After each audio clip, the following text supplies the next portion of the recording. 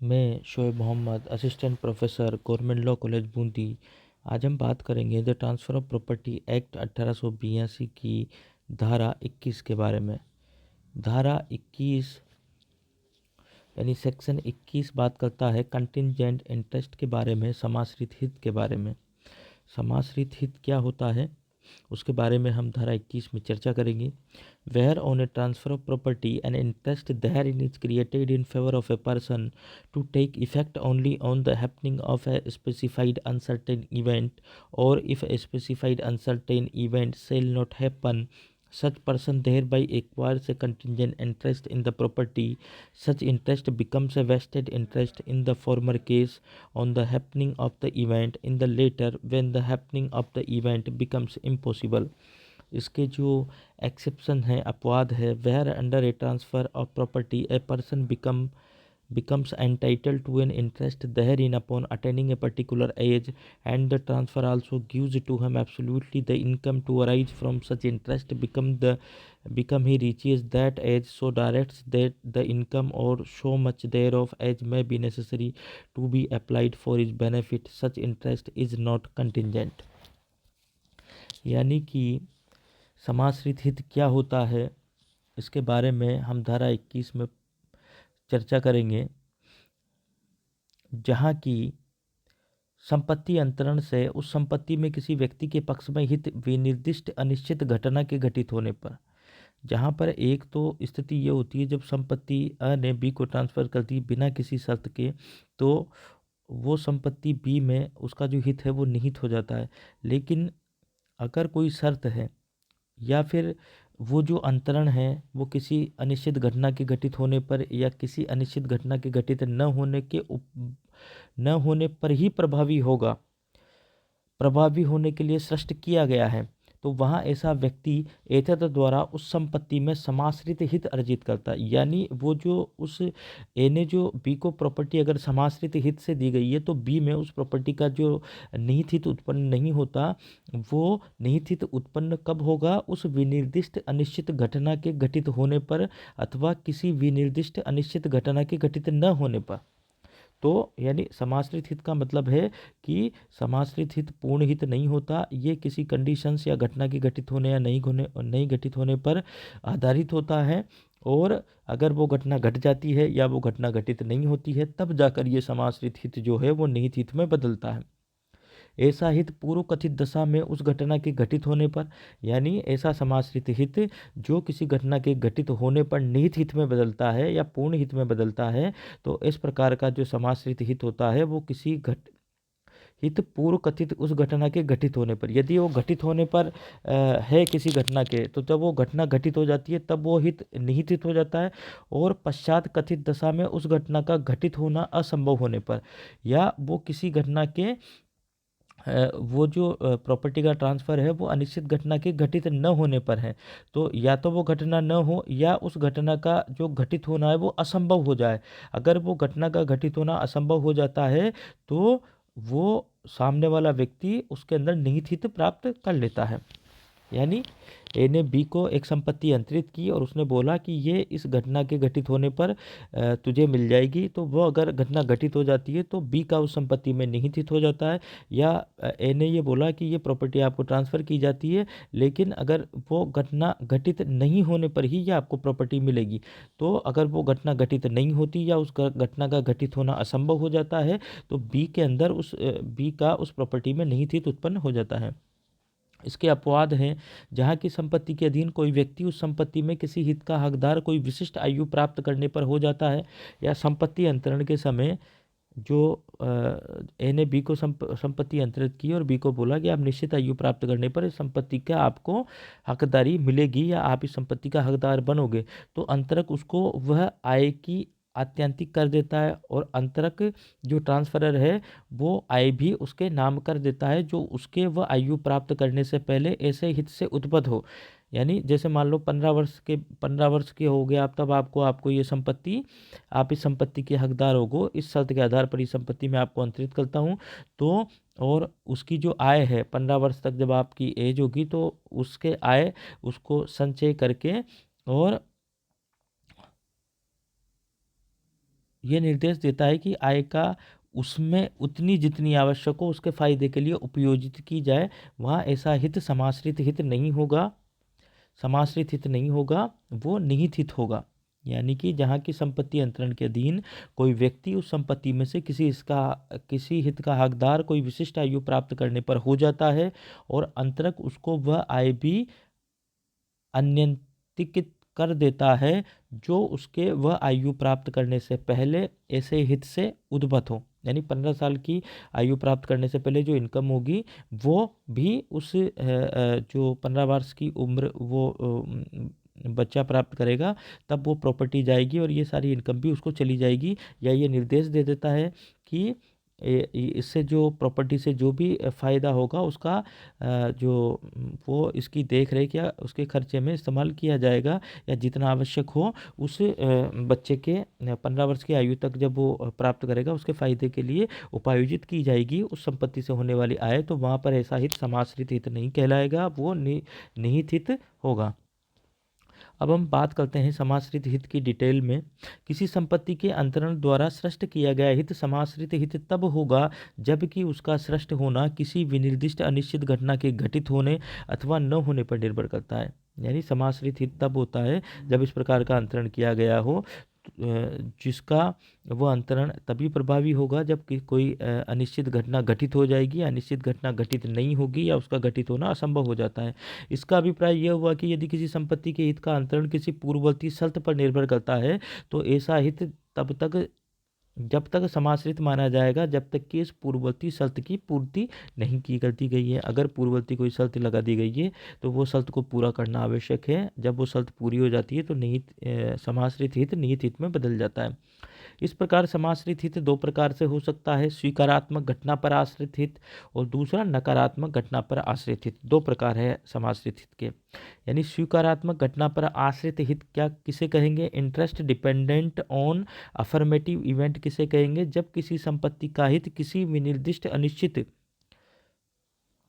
घटना यानी यह विनिर्दिष्ट से अभिप्राय उल्लेखित घटना से है तथा अनिश्चित से अभिप्राय घटना के घटित होने अथवा न होने की निश्चितता से है। यानी विनिर्दिष्ट भी हो और अनिश्चित घटना।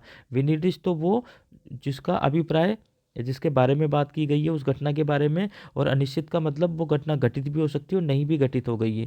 तो यहाँ पर जब किसी संपत्ति का हित किसी विनिर्दिष्ट अनिश्चित घटना के घटित होने पर निर्भर होता है वहाँ वह हित उस अनिश्चित घटना के घटित होने तक समाश्रित माना जाएगा। अर्थात हित का सृजन किसी अनिश्चित स्वीकारात्मक घटना से संलग्नित होता है तब ही वो घटना घटित होगी, तभी वो समाश्रित हित निहित हित माना जाएगा। उदाहरण के लिए अ अपनी संपत्ति बी को इस शर्त पर अंतरित करता है कि वह स से विवाह कर ले। यहाँ बी को संपत्ति का अंतरण उसके द्वारा पहले स से विवाह करने की शर्त पर निर्भर करता है। अतः बी का हित समाश्रित हित होगा, क्योंकि बी का हित समाश्रित हित होगा वो जब तक निहित हित नहीं होगा जब तक कि ब स से विवाह नहीं कर लेता। यानी उक्त समाश्रित हित शर्त पूर्त करने के दिन से निहित हित माना जाएगा तथा यदि वह विवाह नहीं करता तो उसका जो समाश्रित हित होता है वो शून्य हो जाएगा, उसको किसी भी प्रकार की संपत्ति प्राप्त नहीं होगी। तो ये तो हमने देखा स्वीकारात्मक घटना यानी किसी घटना के घटित होने पर। अब हम बात करते हैं नकारात्मक आश्रित हित, interest dependent on negative event. Negative event पर किस प्रकार से समाश्रित हित होता है? जब किसी संपत्ति का हित किसी विनिर्दिष्ट अनिश्चित घटना के घटित न होने पर निर्भर करता है कि यह घटना घटित नहीं हुई तो आपका जो हित होता है वो इस संपत्ति के अंतर्गत निहित हो जाएगा। तो यहाँ तक भी जब तक वो घटना घटित नहीं होती है समाश्रित हित कहलाता है। यहाँ हित का सृजन एक नकारात्मक घटना पर निर्भर करता है कि यदि वह निर्दिष्ट घटना निर्धारित समय में नहीं घटती है अथवा इसका घटित होना असंभव हो जाता है, या तो घटे ही नहीं वो जो घटना थी उस निर्दिष्ट समय के अंतर्गत, या दूसरी बात है उस घटना का घटित होना असंभव हो जाए तो वो घटना कभी घटित होगी नहीं फ्यूचर के अंतर्गत, तो वो समाश्रित हित किस में बदल जाएगा? निहित हित में बदल जाएगा। वरना ऐसी कंडीशन में जो मिलने वाला हित होता है, इन शर्तों के अधीन जो मिलने वाला हित होता है वो समाश्रित हित ही रहता है जब तक कि उन शर्तों का पालन नहीं हो जाता, उन घटनाओं का घटित होना या यहाँ पर जो है घटित नहीं होती है या उसका घटित होना असंभव नहीं हो जाता। इसको हम और जब ऐसी घटनाएं असंभव हो जाती है या उसका नहीं घटती है तो उस स्थिति में समाश्रित हित निहित हित में परिवर्तित हो जाता है। इसको हम उदाहरण से समझ सकते हैं। अपनी संपत्ति बी को इस शर्त पर अंकित करता है कि यदि 1 साल के अंदर भारत से इंग्लैंड को गया जहाज वापस नहीं आता है। यहाँ संपत्ति के हित का बी के पक्ष में सृजन होना एक नकारात्मक घटना यानी जहाज का 1 साल के अंदर नहीं लौटना पर आधारित है, जो कि अनिश्चित है, लौट भी सकता है नहीं भी लौट सकता। अर्थात जहाज लौट भी सकता है और नहीं भी लौट सकता।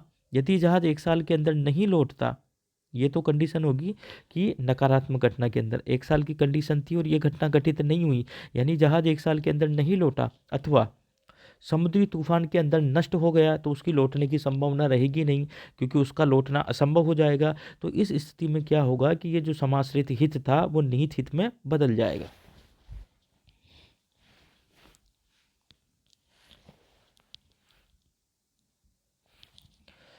समाश्रित हित के विभिन्न उदाहरण। समाश्रित के विभिन्न उदाहरण उपरोक्त धारा के अतिरिक्त भारतीय जो उत्तराधिकार अधिनियम है उसकी धारा 120 में भी दिए गए हैं या उस पर आधारित है। यानी कि संपत्ति की वसीयत द के पक्ष में इस शर्त के साथ की गई है कि अ ब स की मृत्यु 18 साल की आयु प्राप्त करने से पूर्व हो जाए। वहाँ संपत्ति में द का हित समाश्रित हित होगा जब तक कि अ ब स की मृत्यु 18 वर्ष की आयु के अंदर न हो जावे।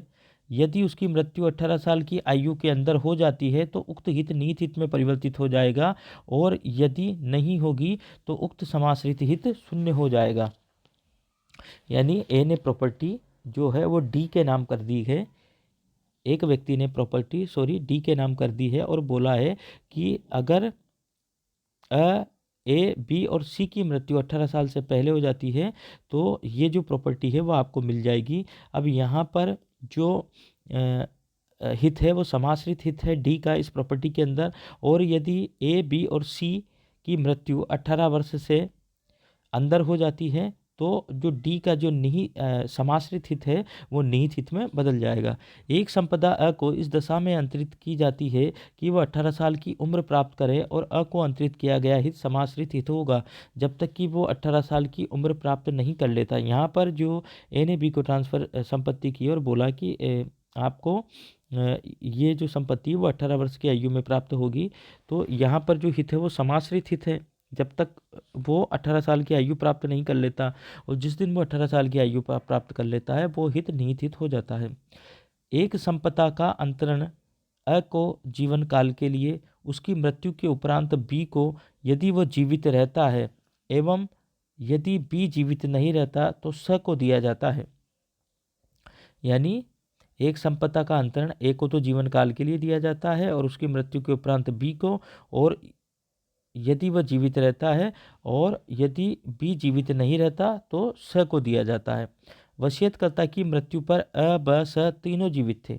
अब वसीयतकर्ता की मृत्यु हो गई, ए ने तीनों को जो था ए को बी को सी को जो कंडीशंस के तहत दिया ए के जीवन काल के लिए, उसके उपरांत बी को जीवन काल के लिए, और बी के बाद स को उस संपत्ति का अंतरण किया, और वसीयतकर्ता था उसकी मृत्यु पर अ ब स जो थे वो तीनों जीवित थे। तो यहाँ पर ब व स का हित उक्त अवधि में वर्णित शर्त की पूर्ति होने तक समाश्रित हित माना जाएगा, क्योंकि ब व स का हित समाश्रित माना जाएगा, क्योंकि जब तक अ नहीं मरेगा तब तक बी को नहीं मिलेगा, बी के अंतर्गत हित नहीं आएगा समाश्रित हित। परंतु बी की मृत्यु पर अ के जीवन काल में हो जाती है, लेकिन अ के जीवन काल में बी की मृत्यु हो जाती है तो स का हित बी की मृत्यु होने की दशा में निहित हित माना जाएगा।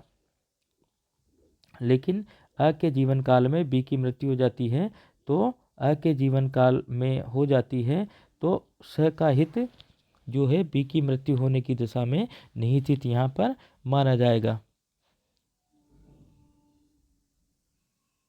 तो इस प्रकार से हमने ये उदाहरण देखे। अब हम बात करते हैं कि समाश्रित हित का निहित हित में परिवर्तित होना।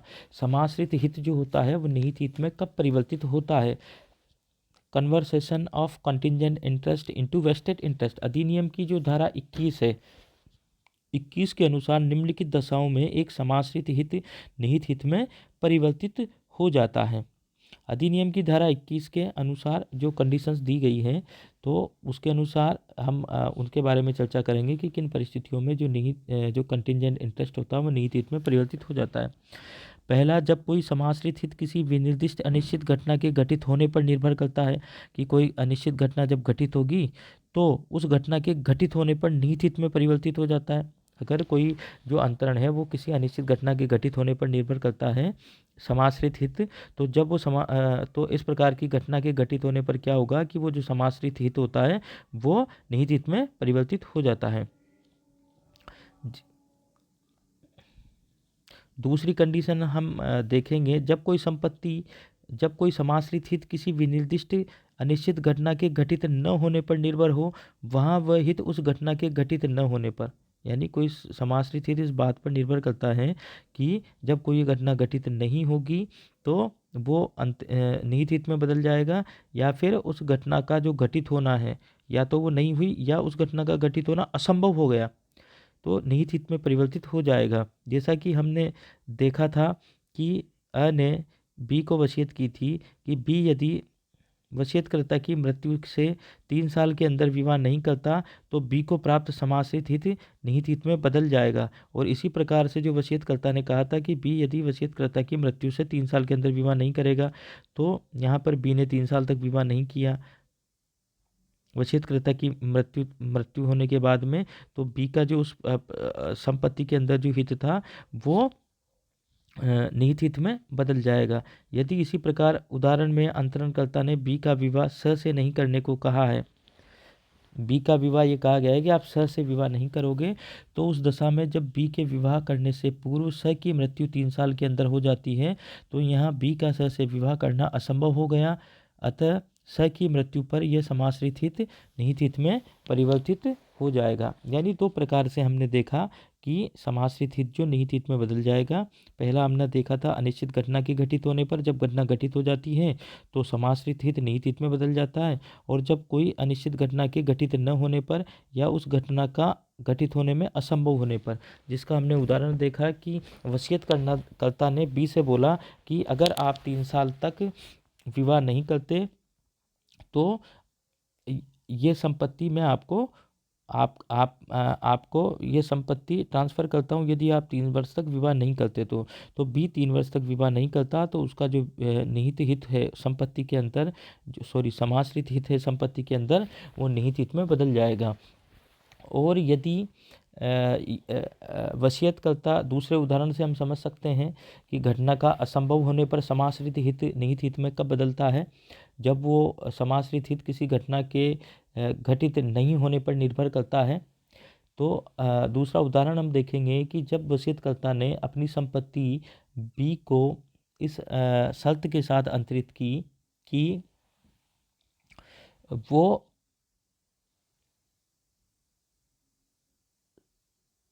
बी के विवाह करने से पूर्व स की मृत्यु 3 साल के अंदर हो जाती कि वो स से विवाह नहीं करे 3 साल के अंतर्गत।